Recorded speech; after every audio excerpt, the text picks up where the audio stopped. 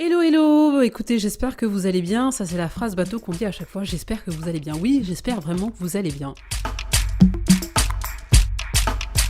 On arrive dans une période un peu spéciale, donc l'automne, qui est une période dans laquelle on va commencer à rentrer tranquillement en hibernation comme les ours, pour se préparer à cet hiver qui sera un hiver, je pense, de repos et de méditation interne. C'est une très belle période pour aborder le sujet que je voudrais aborder avec vous aujourd'hui, c'est-à-dire parler du growth mindset dans l'environnement entrepreneurial. Quand on est entrepreneur, alors le growth mindset tout court, qu'est-ce que ça veut dire ? J'ai participé à un live sur Instagram il y a quelques jours et on m'a interrogé sur ma vision du growth mindset. Et c'est vrai que pour moi, il y a plein de définitions différentes, mais ce que j'ai essayé d'apprendre à mes enfants et du coup que j'essaie d'appliquer à moi-même tous les jours, c'est de me dire, il y a une phrase que vous devez connaître tous, c'est Sky is the limit. Donc en gros, l'apprentissage n'est pas impossible, quel que soit l'âge. Rien n'est impossible, quel que soit l'âge. Pas de limite, quel que soit l'âge. Alors, vous allez me dire, ouais, c'est super, les phrases que tu dis, c'est cool. Dans l'absolu, moi aussi, je peux me considérer comme étant dans le growth mindset. Mais est-ce que c'est tout ? Alors, je vais dire aux gens qui comprennent pas trop la notion, je vais essayer d'expliquer la différence entre avoir un growth mindset et avoir un fixed mindset, qui est en fait finalement l'opposé en termes de raisonnement mental. Ce que je peux dire par là, c'est que quand on est entrepreneur, on est animé par une vision, on est animé par une idée, on est animé par une envie de changer le monde. En vrai, c'est ça. Et du coup, cette envie de changer le monde, pour moi, elle est réalisable quand on déploie ses capacités mentales, ses capacités physiques, ses capacités intellectuelles. Alors, bien sûr, chacun fait en fonction de ce qu'il peut, mais je crois que la learning curve, en tout cas cette capacité à apprendre et du coup à monter progressivement différents échelons, elle s'applique bien dans le concept du growth mindset. Les gens qui ont un fixed mindset, ou en tout cas qui peuvent se positionner comme ça, parce qu'on peut aussi faire une alternance entre les deux états d'esprit, c'est plutôt de se dire de l'autre côté, non, ça c'est pas possible, ça j'y arriverai pas, non, non et non. Le non, non et non, il peut être totalement justifié, il n'y a aucun problème là-dessus. C'est juste que l'entrepreneur qui a un growth mindset va dire non, mais. Ok, mais là, effectivement, dans ta perspective, dans ta matrice, dans ta projection, peut-être qu'effectivement, le chemin là que tu es en train de dire n'est pas possible. Mais si tu passes par là, et que tu fais ça, comme ça, est-ce que tu penses que c'est pas envisageable de finalement faire la chose que tu dis qui est impossible ? Je vais vous raconter une anecdote. Au tout début, quand on avait encore notre activité d'événementiel, la première fois que je rencontre une cliente, ma cliente qui a fait que ça change totalement la vie de l'entreprise, j'étais avec ma sœur Valérie et donc du coup on s'assoit, on était à un colloque avec une grande invitée ce jour-là et c'est la numéro 3 de Facebook si je dis pas de conneries. Et donc du coup, on était assises et il y a une demoiselle qui s'assoit à côté de nous, on commence à échanger, etc. Et là, elle nous demande ce qu'on fait, on lui explique ce qu'on fait. À l'époque, on faisait du séminaire et du séminaire classique, des événements assez classiques pour les entreprises en événementiel, mais pas forcément des gros contrats. Et là, elle nous dit est-ce que vous pouvez faire un voyage incentive nous, on souhaite partir à l'étranger. Donc, on se regarde avec Valérie, genre, on n'avait jamais fait ça quand même. Et là, clairement, alors soit c'est la folie, parce qu'on peut dire aussi que les gens qui sont dans le format growth mindset ont une part de folie, probablement. Mais on lui a dit ouais. En fait, oui. Alors sur le principe aussi, vous savez, l'expression favorite des start-upers qui est fake it until you make it, qui peut être d'ailleurs, si on fait pas gaffe, ça peut être chaud derrière. Donc bon, on s'est dit ok. Finalement, why not ? C'est pas notre métier aujourd'hui, donc ça on l'a bien évidemment pas dit à notre cliente, mais finalement qu'est-ce qui nous limite à le faire ? Rien. On va faire des recherches, on va voir comment ça se fait et puis on va se débrouiller quoi. Donc du coup on est parti à l'aventure et on a commencé à organiser notre premier voyage incentive comme ça pour quand même plus de 100 personnes, pour une grosse boîte, sans vraiment avoir, mais alors je veux dire dans le chemin même de l'initiation du parcours d'apprentissage, on a appris chaque instant. Donc le growth mindset, c'est aussi la capacité de pouvoir apprendre à chaque instant.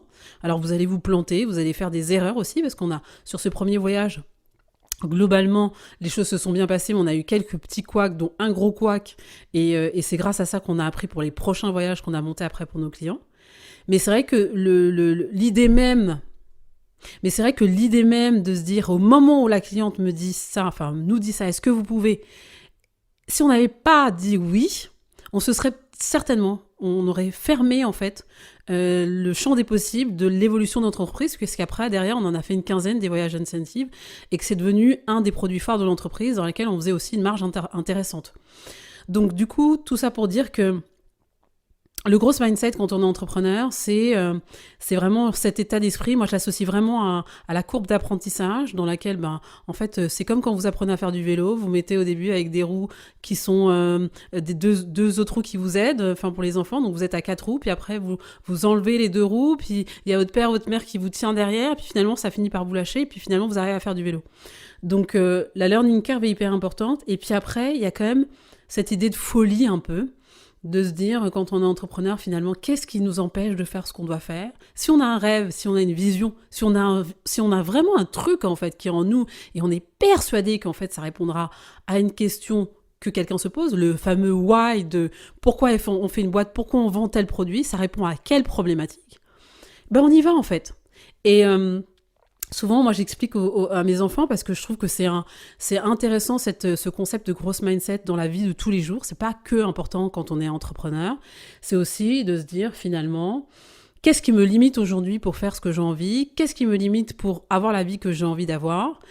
Pas grand-chose. Ça peut être la peur. Ça peut être les anxiétés, parce que ça, c'est quand même les 2 facteurs qui font qu'à un moment donné, on fait pas un truc qui nous tient à cœur ou qu'on se lance pas dans une aventure, même pas que entrepreneuriale, hein.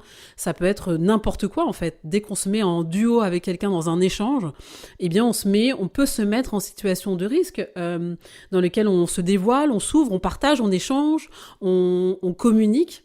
Et cette idée-là de se dire, OK, tout est possible, eh bien, ça permet d'avoir justement un champ des possibles qui est juste incroyable. C'est-à-dire que moi, je vois aujourd'hui et je me dis, là, on va y arriver. Là, on va pouvoir le faire. Ça, on va pouvoir faire tel chiffre d'affaires. Là, on va pouvoir lancer ce produit. Oui, c'est clair que personne ne le fait ou pas encore, ou on l'a fait différemment, mais on s'en fout, on y va. Et on ne regarde pas ce que font les autres. On ne regarde pas les actualités, on ne regarde pas les infos, rien. On y va juste comme ça avec l'intuition. Et on va se planter. Et si on se plante, on va se planter. On peut se planter. Si on se plante, on se plante, on se lève et on recommence. Voilà, c'est aussi ça, moi, le gros mindset. Et si on se plante pas, tant mieux. Au moins, on n'aura pas de regret d'avoir essayé de faire un truc qui nous tenait à cœur. Donc vraiment, moi, je cultive cet état d'esprit au quotidien et ça me permet de... Alors, je la nourris, bien évidemment, parce qu'il faut être quand même il faut faire le lien, pour moi, entre le mental... Donc votre cerveau qui va vous envoyer plein d'informations, plein de données, plein de souvenirs.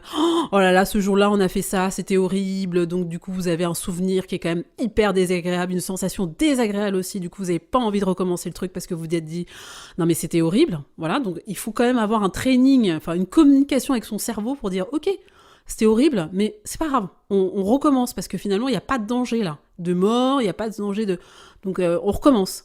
Donc, ça, j'aime bien cette idée. Et ensuite, il faut être clair pour avoir cet état d'esprit d'ouverture permanente.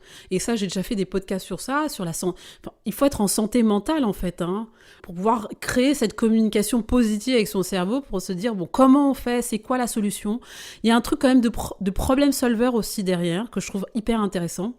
Ça ne veut pas dire qu'il faut se positionner comme ça à chaque fois, mais je trouve ça cool de se dire que j'ai une situation qui se présente, ok, elle est relou, ok, c'est quoi la solution ? Solution trouvée, next. Et on récupère son bien-être, on récupère sa positivité et on reste pas bloqué en fait dans une matrice où le poids de ça va pas, ça va pas, ça va pas, ça va pas. Et du coup, conserver ce fixed mindset qui peut nous créer une anxiété de ouf. Donc après, moi, ce que je fais, c'est que je cultive beaucoup le growth mindset par... je fais attention à ce que je mange, je reprends les mêmes trucs. On dira, oh là là, elle radote. Bon, c'est les mêmes trucs. En fait, les gars, il n'y a pas d'autre solution, quoi. Je fais attention à ce que je mange, je fais attention au nombre d'heures de sommeil, je fais du sport, je médite. Bon, là, j'ai rajouté du yoga. Alors, vous allez me dire, ouais, mais elle se la raconte, elle fait 10 000 trucs. Mais vraiment, en fait, c'est pas je me la raconte, je fais 10 000 trucs. Je le fais vraiment pour moi parce que je me rends compte que quand je vais réfléchir, quand je vais prendre une décision, quand je vais juste penser et avoir cette intuition d'un truc, je vais me servir de toute cette base en fait que j'ai pu mettre dans ma vie pour pouvoir cultiver en fait ce champ des possibles. Ce champ des possibles qui est, mais alors, énorme. N'oublions pas que nous sommes dans un monde où tout est possible. Je vais le redire encore, j'ai dit 50 fois dans ce podcast. Et c'est vraiment ça que j'inculque à mes enfants. Et leur dire que vous voulez aller dans un musée ? Allez-y. Vous voulez aller faire le tour du monde ? Allez-y. Vous voulez créer une boîte qui fera demain, je sais pas moi, des parcs d'attractions, ça c'est l'idée de mon fils, des parcs d'attractions en Afrique. Vas-y. En gros, rien n'est impossible. Et si quelqu'un vous dit que c'est impossible, il faut qu'il vous explique pourquoi c'est impossible. Par quelle théorie, en fait, votre volonté de faire quelque chose est impossible. Et vous vous rendrez compte que finalement, ça ne tient qu'à une chose, ce que vous avez à l'intérieur de vous, de manière profonde, intime et personnelle. Et ce truc-là, c'est votre trésor et personne ne pourra venir le prendre. Donc voilà. C'était juste pour faire un petit cours très rapide, c'est même pas un cours, c'est vous expliquer ce que c'est que le growth mindset. C'est un mot un peu gros comme ça, quand on vous dit growth mindset et tout, ça veut dire quoi ? En fait, c'est pas un truc de ouf. C'est pas un mot compliqué, c'est juste un état d'esprit, c'est le mental. Et je dirais que la meilleure façon pour moi de l'exercer, c'est de faire le lien entre votre mental et vos émotions. Et quand vous faites bien le switch entre les deux, vous arrivez à avoir un champ des possibles que vous créez à chaque instant que vous créez une action pour avoir la vie de vos rêves, pour avoir la vie de ses rêves. C'est pas forcément avoir des millions sur son compte, c'est juste avoir la vie qu'on a envie d'avoir. Voilà, écoutez, c'était beaucoup d'infos, c'était court, j'espère que c'était enrichissant et que vous avez appris des choses. En tout cas, je vous invite à cultiver le growth mindset autant que possible. Soyez libre, soyez fou, soyez audacieux ou audacieuse, parce que ce qui compte, ce n'est pas la destination finale, ce qui compte, c'est le chemin. Je vous fais des gros bisous et à la semaine prochaine. Bye! Upgrade Podcast, une société du groupe Upgrade by Legiums vous a présenté le Sound Podcast, une production autour de l'entrepreneuriat, le couple, les enfants et le développement des compétences commerciales. Présenté par Sandra Legiums, CEO de Upgrade et coach certifié. Rendez-vous sur upgradepodcast.paris pour découvrir tous nos autres podcasts. Passez une très belle journée lumineuse.